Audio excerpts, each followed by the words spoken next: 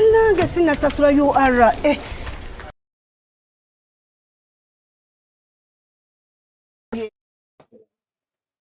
Welcome to this episode of the Live Tax Lounge, which is specifically part of the Green Guard campaign.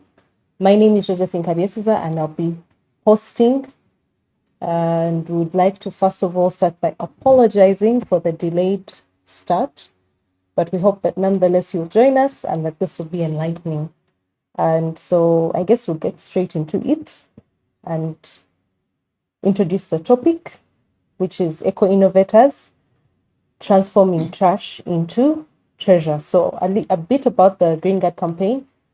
It's an initiative by URA where we're trying to create awareness about environmental issues or trying to create awareness and enlighten people so that we can be more friendly to the environment, whether it is the plants around us, the animals, or just us being cautious. And just like how I opened a bottle of water and I haven't yet littered, making you more cautious of such things so that we can be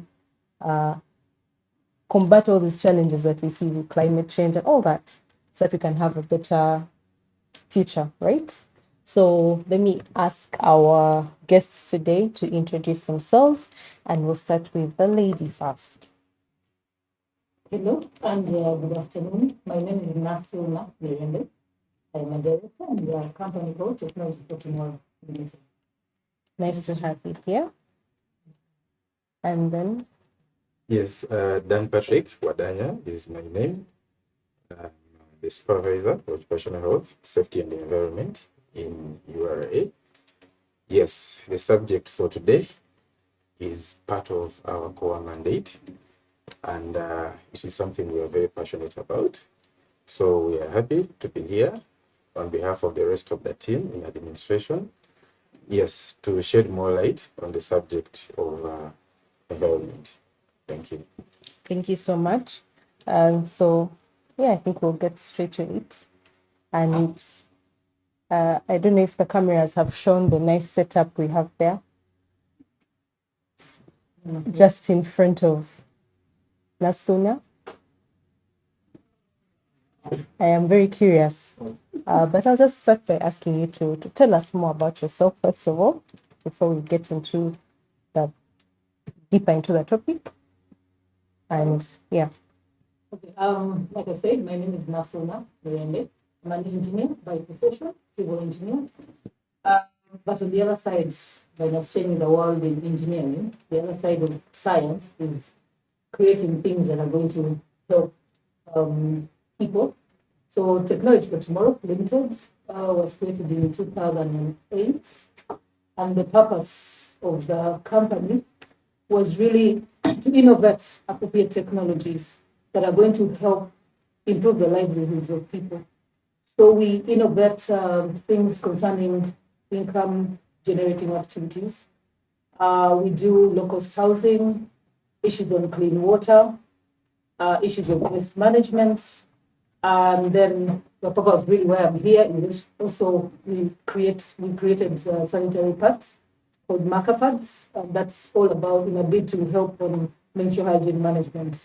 But the innovation keeps going on because there's always a great need. Basic needs are important, and yet we still lack them. So our journey and vision is to continue to innovate appropriate technologies, appropriate going into something that's simple to use, simple skills with local materials, looking to getting, just everyone can come in and do something. We get everyone to come together by looking at your environment and saying, what can we do with what we have to create a better world? So we're still innovating, we're still growing, but our journey is one that actually is all about making people's lives better. So that's really Technology for Tomorrow Limited. All right, that's interesting. Personally, I knew about the marker pads. So it's good to know that there's more. Yeah. Then we can ask Dan as well. I guess those who are watching us are wondering how URA, the tax collector, has entered the space of environmentally friendly conversations and practices. So Dan, I guess you can expand more on that on URA's approach to sustainability. Thank you so much, Josephine. First of all, I would like us to understand the subject of sustainability. It majorly focuses on us being able to exist today, get what we need for our daily survival without impacting those that will be here after us. Sustainability is all about us being conscious about how we leave the planet for those that will come after us. Now, having understood that background, how is URA approaching the subject of sustainability? There are so many approaches, but given the nature of our business, we are focusing on two things: social sustainability and environmental sustainability. Now, when it comes to social sustainability, it is where entities like ours focus on practices that bring equitable distribution of resources, that bring social inclusion and social cohesion. Practices like fair labor. You know, URA practices fair labor. Those of us who work here, we know. And we also ensure that our service providers, the people we hire to give us the services we cannot offer in-house, we make sure we task them to implement fair labor practices in their businesses. That is one aspect of social sustainability. Now, on the environmental aspect, we have a lot to do. And in that direction, the organization has, first of all, created the Occupational Safety, Health and Environment Unit. That is the unit I belong to under the Administration Division in the Corporate Services Department. That unit is charged with ensuring that our environment is protected. Number two, there is also the initiative led by Commissioner, Legal Services and Border Affairs, that is the Green Ambassadors, a group of individuals who are tasked with the continuous dissemination of information relating to sustainability. Yeah. And we are not limited to just those.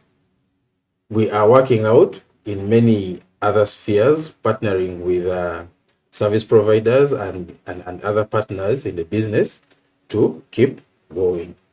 Yes. All right, that's interesting to know. And so now back to Nasuna. You had already told us about the different things that Technology for Tomorrow Limited is up to. So I wanted to know more about transforming trash into treasure. If you can get into a little bit detail. The story of markup. First of all, markup makes it sounds, but markup means home. But adding also, accent. yeah, adding accent. But also, markup means home, but it's also menstruation, administration, knowledge, and affordability.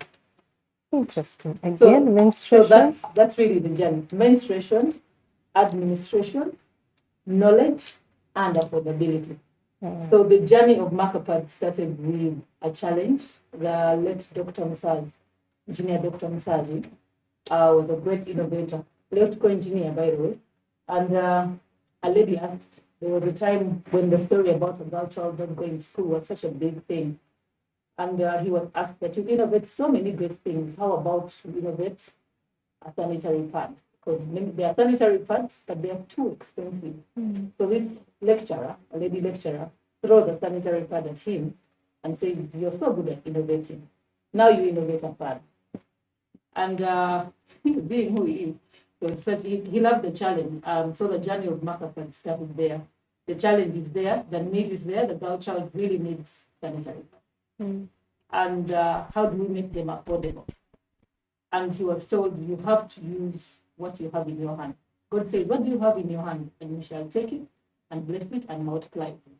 So he started looking around for materials locally So he tried water hyacinth. At that time, water hyacinth was on Lake Victoria. A lot of it. This is about 2003, 2002, 2003 to 2004. Water hyacinth, cassava, elephant grass, backcloth. These are things people have been using over time. But then one of those light bulb moments, he remembers that growing up, he grew up in Masaka. Growing up, he used to sleep on a papyrus mat. When you do sleep on a papyrus mat, when you wake up in the morning after you have wetted yourself, if you have not slept on a papyrus mat, but he slept. You're picturing Okay, it. yes, you're picturing it. So when you wake up after wetting yourself, and you're sure you wetted yourself, the beautiful thing about papyrus is when you actually wake up and check, there's nothing. It's dry. So what happened to your sushi? And so he knew that. And then he looked around, part of Masaka. If you go Masaka Road, there are so many areas, so vast acres and acres of papyrus. And it sits in that water every day for years. So he said, if this papyrus can absorb and keep the water, what about blood? Now science comes to start meeting heart at that time. So you start to innovate based on something you know you have used before and it works. And then you start to put the science in it. So papyrus, sustainably harvested before this gentleman. So papyrus, we do get papyrus fiber. This is what I'm holding here. A papyrus fiber. After you actually uproot it and then clean it off and then process it and dry it, this is what you have. So this is just papyrus fiber. You do it natural fibers, which you can all get. Now, what I have then next is paper. After we are done with this meeting, and then we have filed one of these papers, what are we going to do with the rest? You're going to tear it up because you don't want someone to know. But then where do you put that? You have millions and millions of paper. He was a lecturer at that time, so you can imagine how much paper is in Makerere University. So it was simple. That's something you see that's being heaps and heaps, and then it's not being used. Now, paper has that pulp, and that pulp is where the glue comes in. So when you combine the fiber and the paper then becomes another natural glue, then we start getting to start repair. So from the paper alone, this is just paper.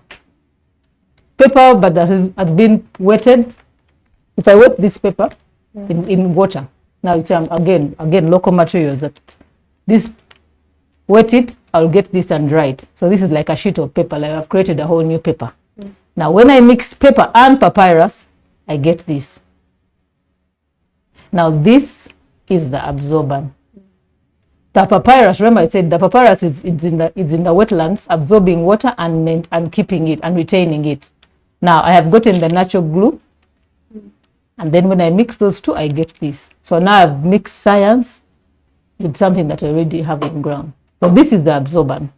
Now what happens next is now, how do we come from this, size it up, and then put what UNBS has given us as the standards for sanitary pads, and then we will have a pad. So if I size it up, this is just one of the processes. Simple, using our ladies, and we try to focus a lot on 80% ladies working on this because it's a ladies thing. But however, we also need the gentlemen because they're also affected by this whole thing. So this plus all the ingredients of every sanitary pad. This is the non-woven. This is the polythene which you put at the bottom. And then I'll get my sanitary pad. So everything is something we already know and have. The rest is what also all of us who produce sanitary pads have the same top and the same bottom. What changes is what we're using to absorb. Now, what this marker pad then is using to absorb is our papyrus, we all know. No chemicals. I don't use any chemicals at all, because chemicals then, then we have some other scientific things. So this papyrus and the paper, which you throw away every single day. So this is my trash that have then turned into the treasure of a sanitary pad. So simple. Everything, even the machines that we use, are made in Katwe. They were created by the innovator of the pads, the late Dr. Mzazi. and then they actually fabricated in Katwe. Simple artisans, welding and all that, very simple. So again, the simple machines, using women, you don't have to go, you don't even need just training, one-on-one training. So there's no great skill. And then of course, after all of this, then we sterilize, again using UV light. So it's all about nature. I use people that we know, no skills at all. I use materials that are known to everyone. Everyone knows paper, everyone in papyrus. Add the standards, because these standards are critical. Sterilize them, because I don't want anyone to actually then, but again, sterilize mostly using UV light, and that's it. Then I get the sanitary pad. So marker pads, this is it. This is how we package them. And the easiest thing is every one thing that we use, even after all of this is done and I have any offcuts, I reuse them, and then, so nothing is put to it. So there's no trash. Your trash becomes my raw material. And even with that raw material, even whatever offcuts I will have, I still use them. Even the offcuts for the non-woven, we actually get them and then create like pillows for the people at the factory to use or sit on. So everything that we use is actually, if I'm using water for this, and I actually use rainwater harvesting. I use rainwater harvesting tanks. Those are what some of the other innovations we have as a technology for tomorrow. Again, we also say, what can I use? It rained last night. So much rain. And so all that water, it got into a rainwater harvesting tank. Again, some of the things we also do, we collect it and then clean it up and then use it for the process. So I'm actually using everything that nature has given us to actually make this happen. So that's really the story of marker pads, and trying to make sure that I don't have trash, but your trash is what I use to make this. Yeah. Then I think you're seeing the sanitary towel for the first time, also known as a pad. True. Yeah.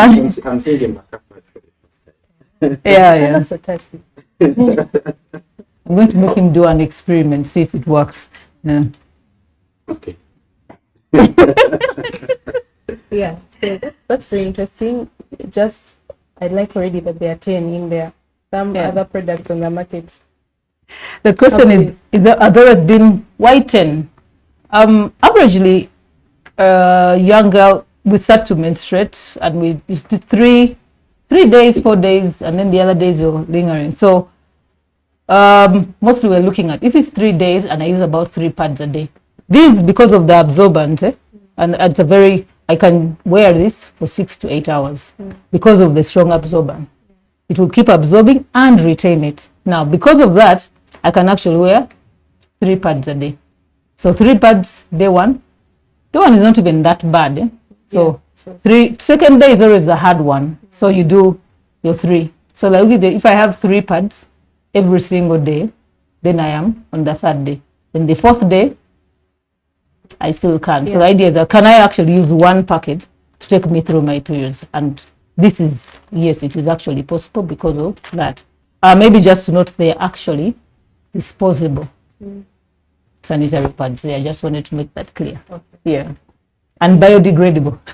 That's what it's key to also say that, it's important. Again, the issues of environment, that if you're going to create something, it's good, but don't create something that's actually then going to harm the environment. You're trying to save the environment, and then you create something that's also going to be.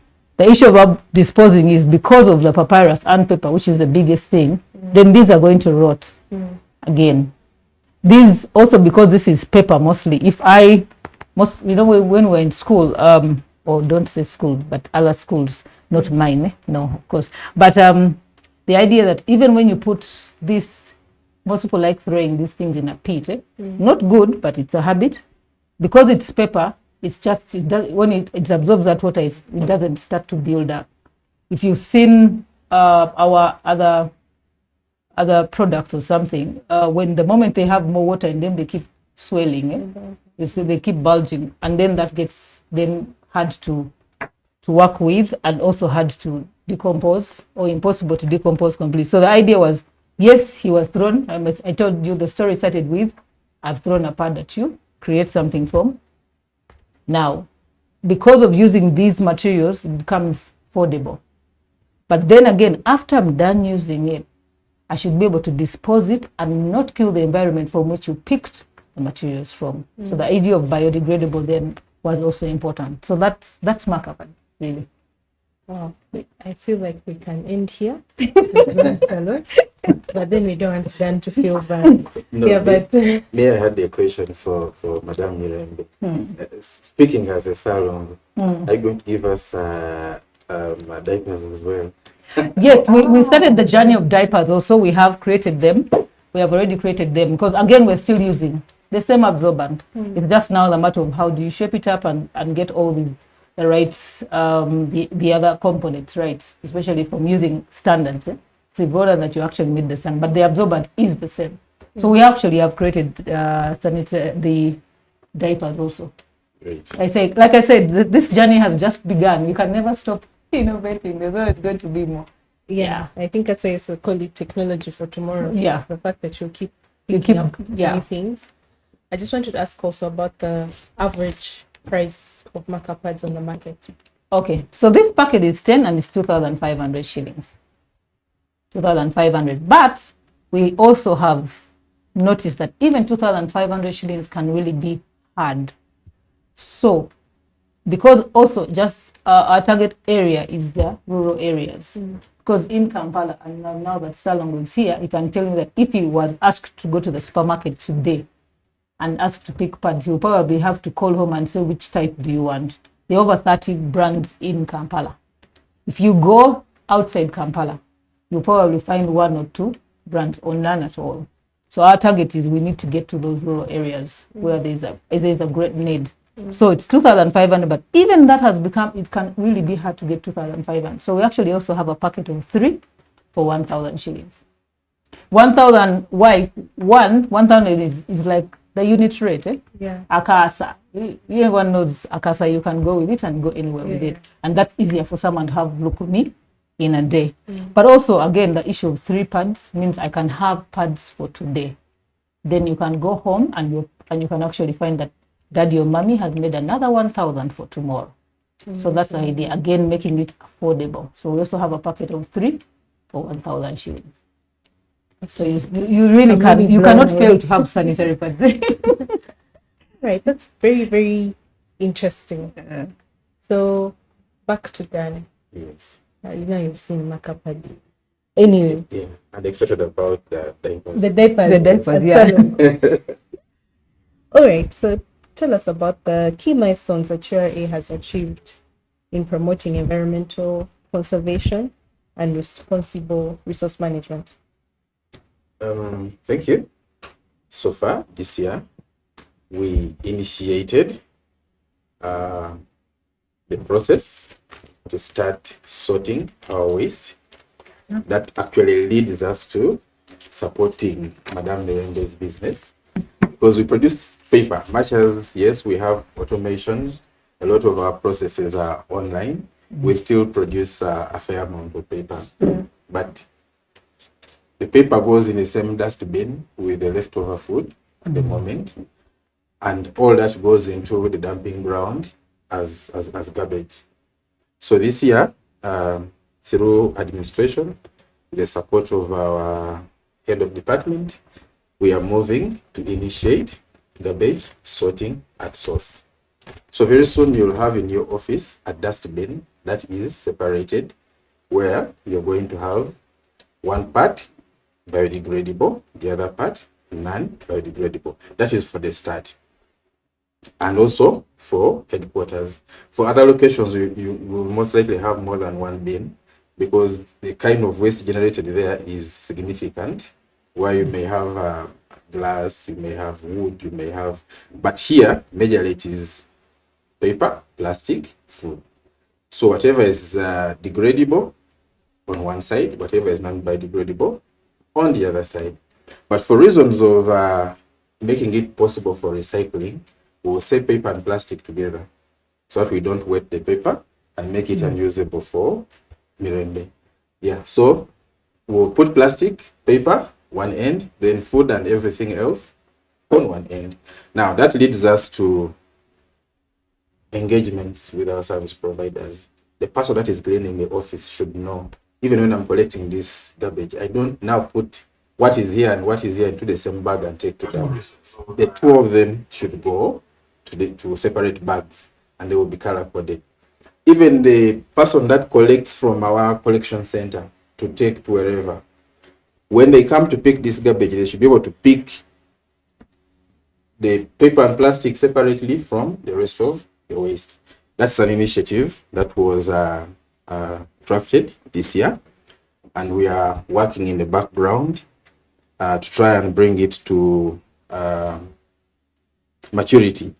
The other one, we have created a master plan, a landscaping master plan. I don't know if you have been to our station in the north, Elegu. Okay. The heat is massive. Now, apart from the heat, there's also the smell from part of the products that cross the border. How do we support the team in Elegu? The station is sitting on probably half of the total land area we own.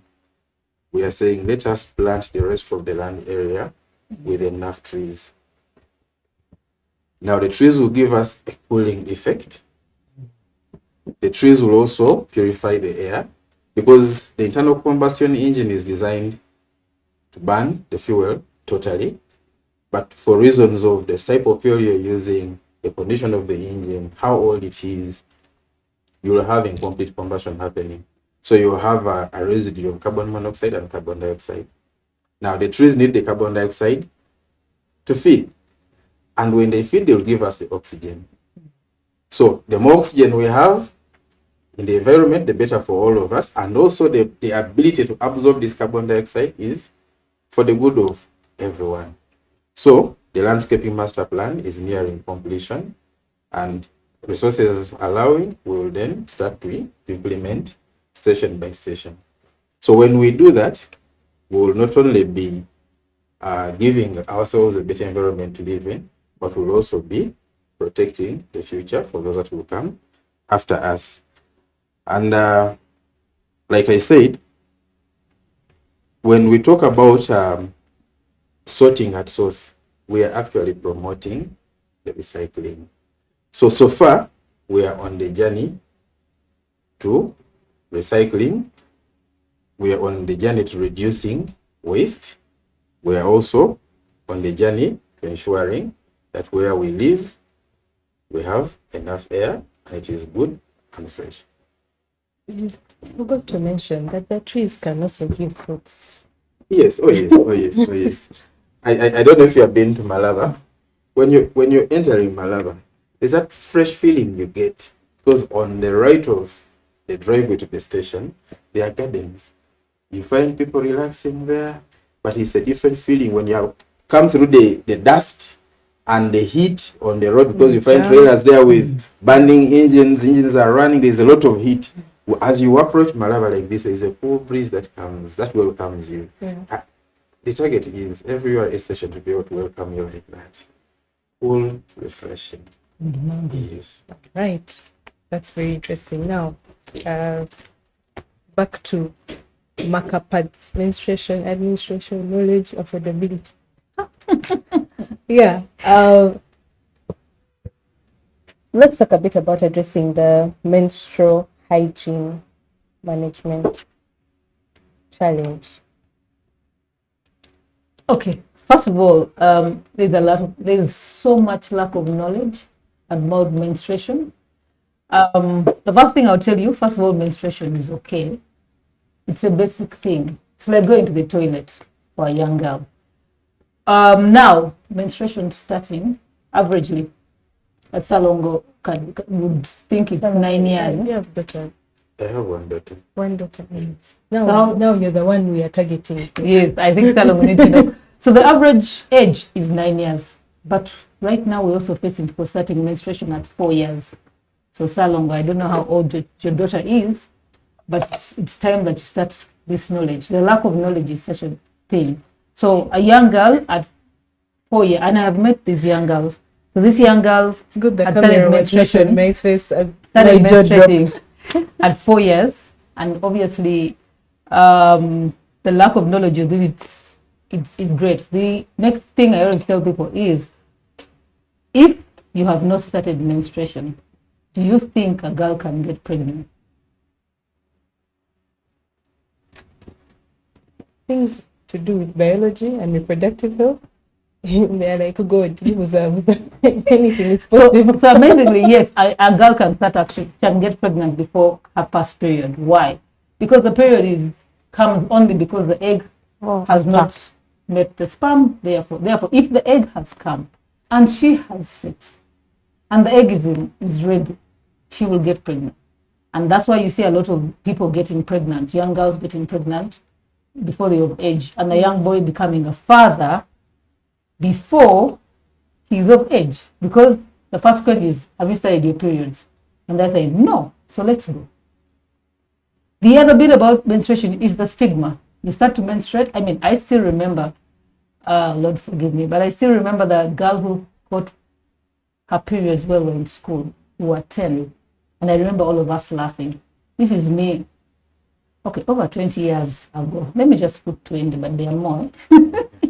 But I still remember that. So you can imagine that stigma. So imagine, if I remember it and I was laughing, what about her? So the stigma about it, even the teachers, even us the girls, even your own mother and father can actually make it seem like you have started menstruating. In the villages, you've started menstruating, so what do we do with you now? You started school, I can't go to school. And I think it was 3rd March, Monitor front page, how girls have stopped going to school. And it was 6 out of 10 girls miss going to school because of menstruation. 6 out of 10. And they're also saying about 72% of girls have used the menstrual pads, but after that, they are not there anymore. So there's a challenge that even those who are using pads, they are not available. Now, then there are those who shall not. So what are they using? I'm going to give you examples of what people use in Kampala. I'm not even going to go. Clothes. And I think everyone has heard about it. I was somewhere in Makerere, below Makerere University. If you go down towards Gaddafi Mosque, we were in a community there. And this girl was telling us they use cow dung. This is Makerere, just below Makerere, as you go into Gaddafi, a community there. And they use cow dung. So you get the cow dung, smear it, it gets dry, it forms. What she's trying to make is something like this. So you get the cow dung and smear it, it dries up, so you get something like this. Then put polythene, put the holes. Remember that story last year of the young girl in Ginger getting sanitary pads using soil? That's the kind of thing. So the issue, so these are things people are using. In Kampala, I haven't even yet crossed. They're using sponge, polythene, anything just to, one, suck, put that blood somewhere. But then all of these things obviously are not working efficient. So there's that. So we don't know what to use. Then there's a story about why when you start to menstruate, you're ready for marriage. Now you can have children. And now I don't have to pay for your school fees because you will become a waste. You miss school 3 times. Everyone is laughing why you didn't come to school. Then the next you just stop going to school. Then the results are so poor. So who's going to pay for you school fees? The teacher themselves, you go to school and they're not changing rooms. Okay, if they're not changing rooms, at least let's have a toilet that's large enough. So even the infrastructure for managing, minus the materials, but the infrastructure to help you manage your menstrual hygiene is not there. Even right now, you can go to a bathroom, even in these offices now, and you have your handbag and you have nowhere to put it. You want to change your pad, but there's nowhere to put. Then there is no water. So I've been touching here. I want to go and change my pad. I go and then there is no water. So which means whatever it is, I'm going to use it and then I'm going to get infected. So the infrastructure is not available. The products are not available. The lack of knowledge is so bad. The myths about people who, if anyone sees your blood, means they are going to bewitch you. So what do? You squat on a hole, and this is culture in Uganda, and you squat on a hole for those 3-4 days. So and you hide somewhere, because if they see the blood, that means someone takes it to the witch doctor and witches it from there. And these are testimonies of people we have met in these different areas. And then even coming back here, if I'm a girl born with 3 brothers, so for me, the stigma about menstruating was not an issue. I can put my pad there, go buy for me the pad, help me pass my pad. If I was here today and I'm menstruating, I don't think, you know, whole thing of menstruation, no one needs to know. We cannot tell Salongo in our please. You can't. He just notices, Mirembe has attitude. She's like, she must be in her peace. She's so angry about everything. And then it seems like period is a curse. It's a curse. Why am I in my peace? We all go like, oh God, it's that time of the month again. You know, it's time to eat a lot, time to get the cramps, time for the pimple. I mean, everyone is dealing with me. There's a famous pimple. There's a pimple, like a pimple. That pimple looks like, for where everyone can. And that's already a check. That attitude again towards menstruation, like it's a bad thing. But then it is, that's why I said menstruation is normal. It's like going to the toilet. If you don't, because the menstruation is the egg is being formed. It comes out of your ovaries through the fallopian tubes to the uterus. If the sperm doesn't show up, then it has to die. If it dies off, it must get out, and it gets out through the menstrual blood. If you don't want to menstruate, means all the eggs that have been produced are going to stay in your stomach. The next thing is you're getting cancer. That's what you're saying. That you rather have eggs rotting in your womb because I don't want to menstruate. Then the issue is, then someone tells you, you know what, these cramps and everything is a headache. Why don't you just get pregnant? It works. But you see, this is what's happening. Someone tells you, get pregnant. The periods, you see the ideas, you see when someone's head is so focused on, I am tired of this period. Every month, I am so tired. It's the cramp, it's the headache, it's the attitude, it's the pimple. This is someone who doesn't even have the materials, doesn't even have money for flushing. And then someone says, just get pregnant. When I got pregnant, I didn't have my pills for 2 years. Do you know that sounds like a wonderful solution to a problem? Well, it works. The periods don't come. But what comes with that is another whole story.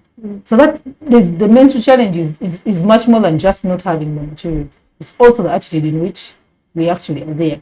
You go to a bathroom, like I said, even in these offices of ours, and there is no dustbin full. Salongo is talking about having dustbins for paper and all these things. And then, do we have the bathroom for the menstrual? That is so critical. And is it collected? There's having, and then you get there and you're looking at this and you're thinking, where do I put this? It's already full, it's overflowing and it smells. Then the next is, where do I put this one? So you know what we do? We get it and then put it in the cistern and then flush it, or put it in that car, the water tank. Why? Again, the issue of menstruation is not just about getting that, but also the management of it. That's why I say it's menstruation, administration, knowledge, and affordability. The affordability bit is what I'll talk about last. See, we have, this is 2,500. Now, the market has actually gone down. At one time, 2,500 seemed like that it's crazy, but now everyone has 2,500. But here, if I was the chill marker pads, on average, if you went to the supermarket now, you can get a packet at 2,500 or 3,000. This is in Kampala. If I went to my village, which is Masaka, the same packet of 2,500 is at 4,000 or 5,000 shillings. Why? Because of people think I'm charging you transport. Now, people already there are very poor, then they just can't afford. Even what they would buy here cheaply has now been times 2. So affordability then becomes the next biggest challenge. So if you read all these wonderful things, and it's still, you're saying, I'm going to give you pads. And then they are there, and then they are not. And then the other bit is also accessibility. Like I said, if someone has used them, URA comes and decides to do CSR and gives these girls pads, and we take a picture. And then you disappear. You've taken the picture. Then next month, that is how the man tells her, why don't you just give me some and I give you a pad? So again, the issue of how do they access these pads continuously so they don't have to go the stigma, which also becomes. So we have a problem of affordability, we have a problem of knowledge, we have a problem of accessibility to these things, and then even the management of all.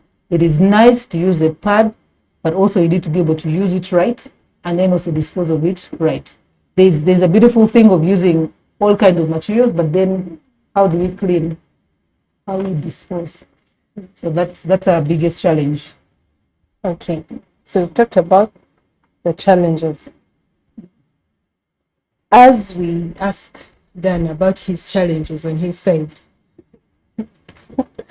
I also want to challenge you to think about where policy issues can come in. Of course, as URA, we advise on policy related to tax matters, but who knows who is watching and how some of the policies that the country makes could affect.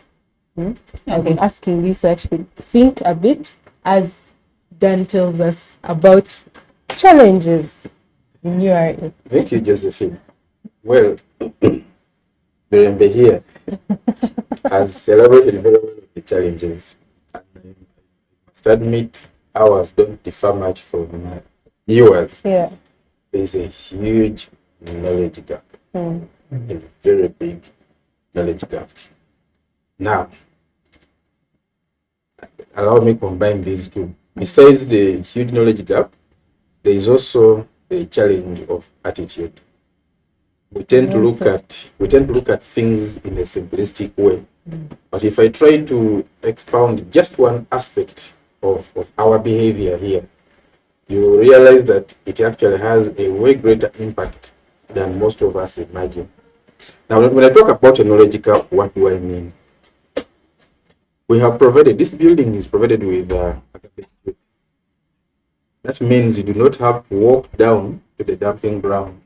On this very floor, you have a point where the garbage can actually go. The procedure would be, there's a dustbin in the pantry. There's a dustbin under your desk. If you have anything to dispose, let it go into the dustbin.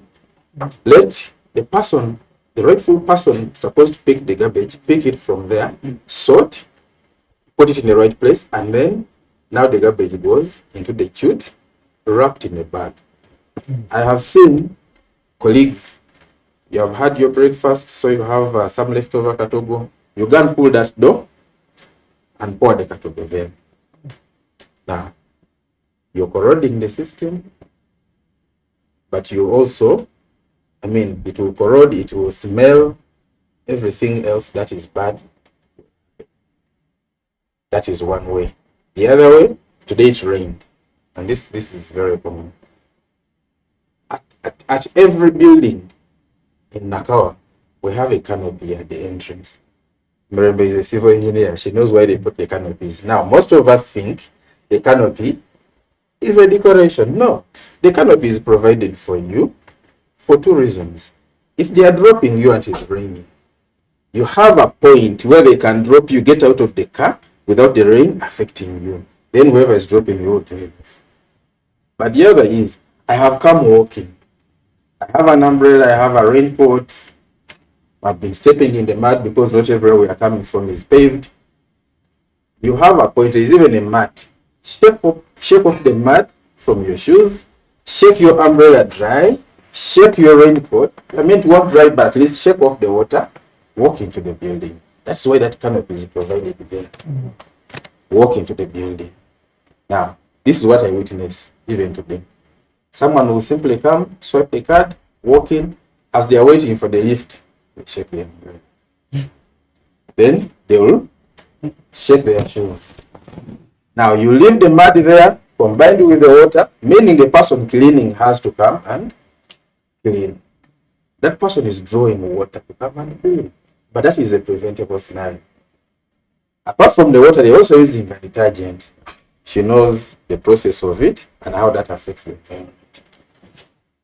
The third scenario is someone goes to a washroom, flushes, and somehow that valve doesn't close, so the water continues running. Yes, it could be, now to give information, that thing at full scale, it flushes 6 liters per second.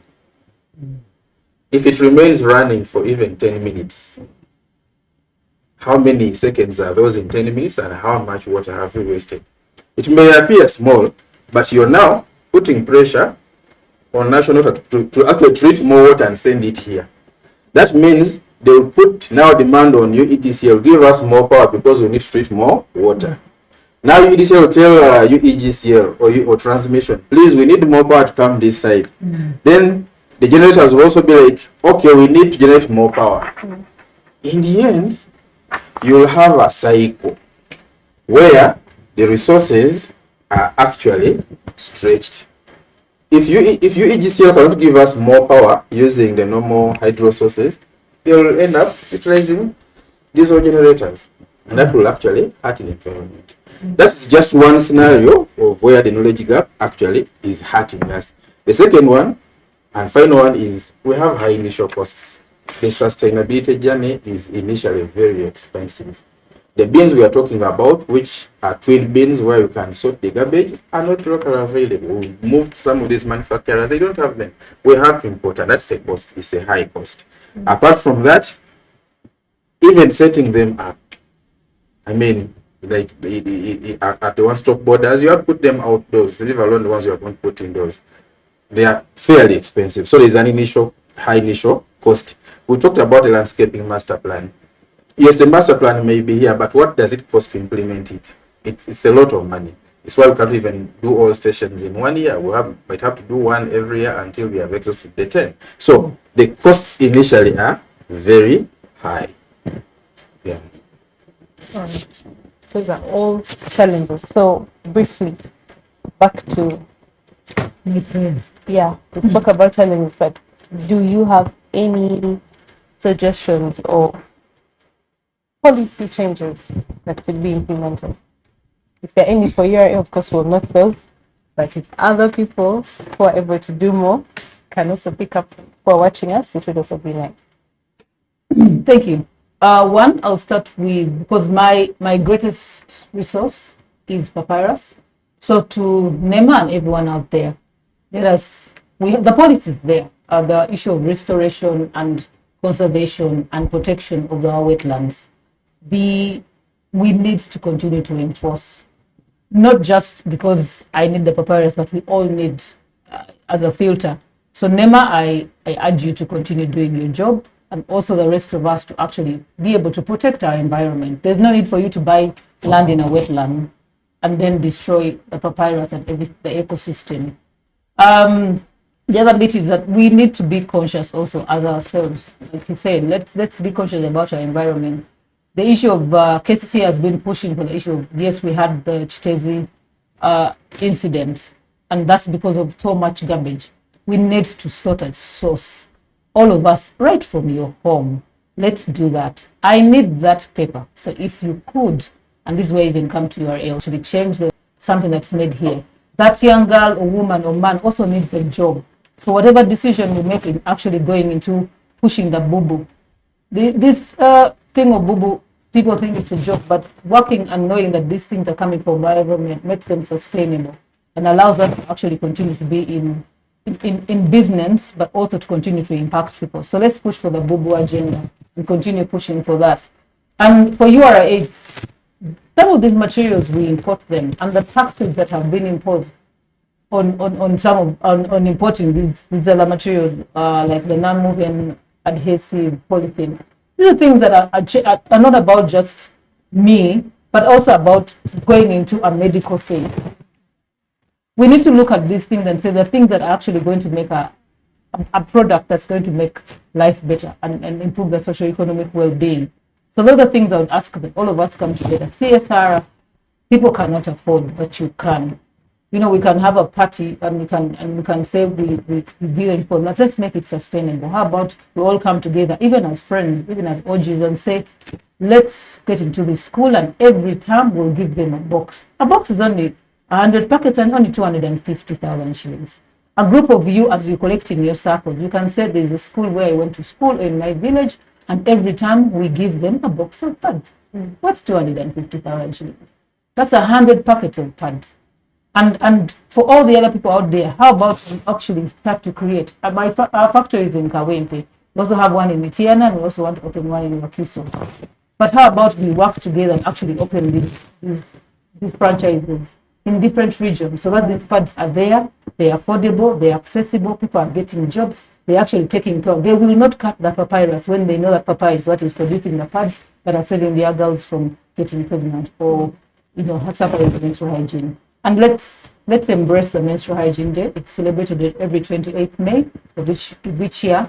Let's take the time to know and understand why it is important that menstruation is not a disease, it's not a curse, it is like going to the toilet.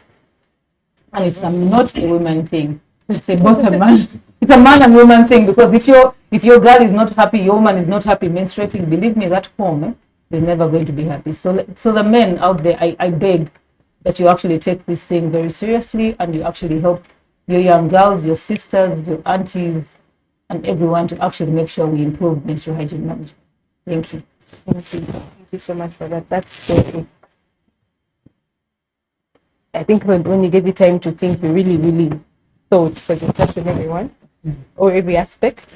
One of the things I just kept thinking about when you're talking about the different things that people use. There's a time in the north where they would say when the girls would get into their period, they would sit in soil or in sand until that's done. So if you're out there, there's a trend now when people are celebrating their birthdays, they give back to the community.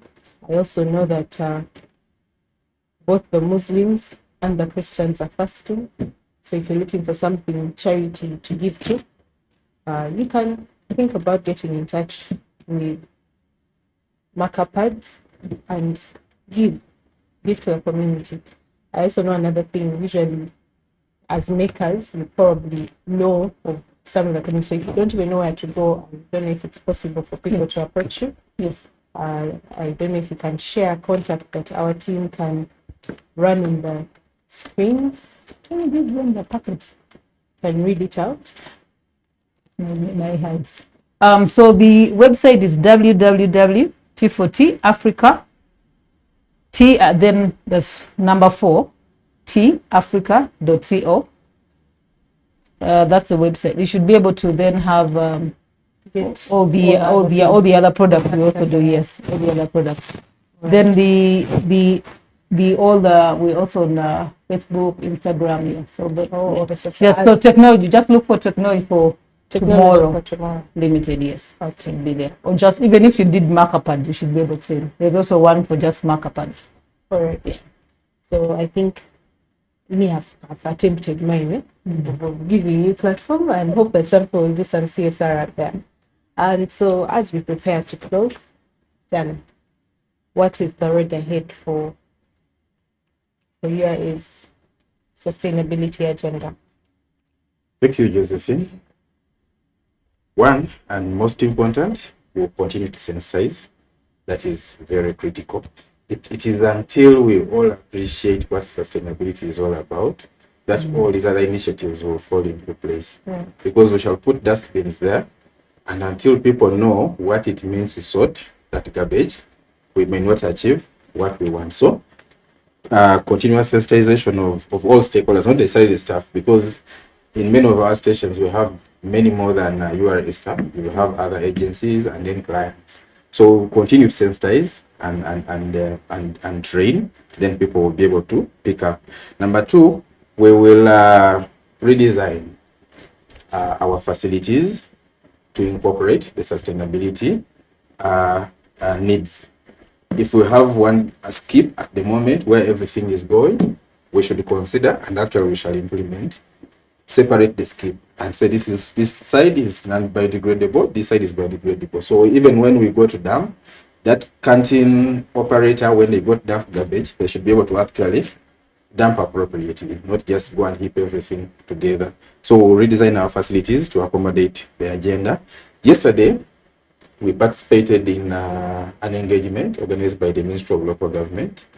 They invited a number of public agencies and MDAs, and we were panel beating a document that is the waste management policy. And the beauty with it is now the waste agenda is going everywhere, not only the urban places, but even the rural places. The districts, the sub-counties, the municipalities, everyone is coming on board to manage waste. And the policy promises very good things. We look forward to its implementation. And if well implemented, it will require sorting at source in your home. And it will also require empowering the enterprises like now has, where they are already using waste to make useful products. It means Chitez will receive less if everyone is sorting, because when you sort all the paper, she will come for it. When you sort all the plastics, I'm happy there are so many people recycling plastic, they will come for it. It means whatever you're left with will actually go into a compost site. And then the farmers are there, they will come for the compost. It means we'll have less need to dump and a greater need to recycle. So we look forward to the policy being implemented. Then of course, resources are allowing, we will make sure every station in URA has got bins that enables them to sort garbage. That's interesting. The school I attended, high school, we had to sort. And ours was a much further breakdown. We had the paper alone, the food alone, then glass, tin, and plastic. And everything was utilized. So, which is takes me to a question. When I bring my paper, do I earn something, or it's just for the good of the country, as we are patriotic as you are? Oh, well, for now, what we are receiving is actually free paper. Where again, like I said, people are trying to get rid of that trash and they're willing to give it to us. Again, that's why the affordability keeps going on. Because if I can get that trash from you, which you really need to take away anyway, and I actually get it for free, then that cost goes down. If I start to buy it, then this will go up. And then the point is there. So we're actually been getting paper from a lot of institutions and schools that are actually saying, please, every month or every 2 months, they call up and come and pick it up, and they are so happy to get rid of it, because then they'll have to have paid the cost of trying to burn it all up or try to tear it up and everything. Yeah. So we are getting it for free, and that's all in the drive for affordability. Yeah. All right. But I think that's a small issue. But I just thought I'd ask. Here they are. So as we close, what other parting shots? This time was completely done. Thank you so much. For me, mine, as always, is a rallying call to staff of URA. And outside that. Let me first address staff. All right, trying to begin Please, the home. let's be very conscious. Your safety in the workplace starts with you. So be on the lookout. If you identify anything that is hazardous, let us know. We'll address. If you observe a colleague that is behaving inappropriately, call them to order. Because take an example of a fire. It could be started by a smoker, but it won't burn the smoker alone. It will burn the entire office. It will affect all of us. So let us call people behaving inappropriately to order. And when you're called to order, be responsive. That is the only way we shall be safe, because URA as an employer has put in place everything we need to keep safe. The rest is how do we apply it, how do we utilize it, how do we behave, because putting in place the equipment does not solve the puzzle. There is also the human aspect. How do we interact with the environment, how do we interact with the resources available, how do we manage them, how do we utilize them, we even have the knowledge to utilize them.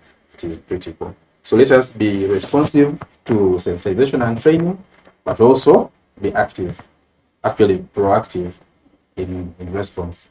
Yeah. Put into practice. You know, someone could go for all the sensitization, but and not practice. So I think the more important part is put it into practice. Nasuna. My part in short: 1, menstruation is normal.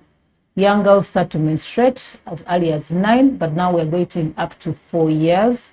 So please, the issue about parents and anyone out there, both fathers, mothers, brothers, sisters, everyone, this call is to you. Do get to know that knowledge, the facts, the real ones about menstruation, about its hygiene, and about its management.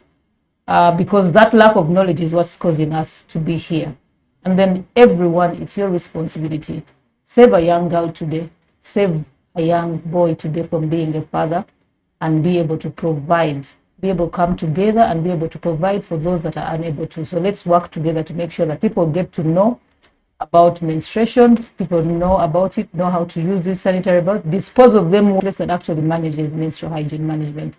Makapads is menstruation, administration, knowledge, and affordability. And yes, they are actually pads made by Ugandans, not for Ugandans, for everyone, but also using our local material, that's papyrus and paper.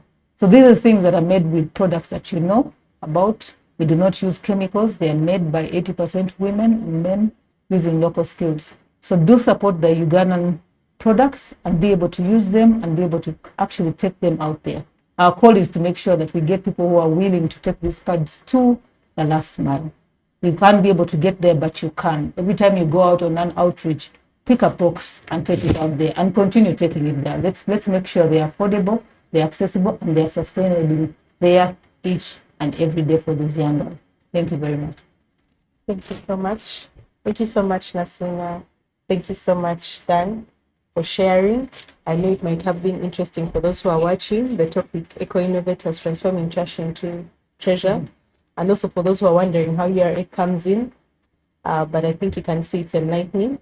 And we can't, like you said, everyone is supposed to be on board. So you can't say just because we're collecting taxes, we can't have a conversation. I mean, it's one of the least of the things you can do in the grand scheme of things. Yeah? And CURA is almost everywhere. The different sessions in the different countries. I mean, in the different, actually, countries is right. In the different districts. But also we have some people who are in the neighboring country along the road since we are landlocked. So if everyone, if the three of us start here, the people in this studio, if everyone can change their ways, it should be able to help us to go far. The screens have the Makapads website running. That's www.t4tafrica.com. .co. That's you. Yeah. So you can reach out, you can go to that website and see this trend of celebrating birthdays. I know many people have gone to their babies' homes, people have gone to feed people in orphanages, people have had cleaning drives, but you could also, for a change, try and help a young girl out there and change her life by asking people as part of the celebration of your birthday or whatever thing, whether it's as part of giving back. If you've been wondering what you can do to help others, that's a platform that you can utilize. And some of the things we talked about, I know when Dan was talking, he made it seem, URA is going to do this, but this is something that you can actually also do at your home. If you can sort, you can just have different bins for the different items. If you cannot just take caution, like I said earlier, you finished opening that bottle of water and you have that piece of rubbish in the same. Just be mindful, and all people, when they're driving it, they're throwing out things from the window for food to clean. Honestly, if you could ease the burden of someone else, the burden on the environment, it would be great.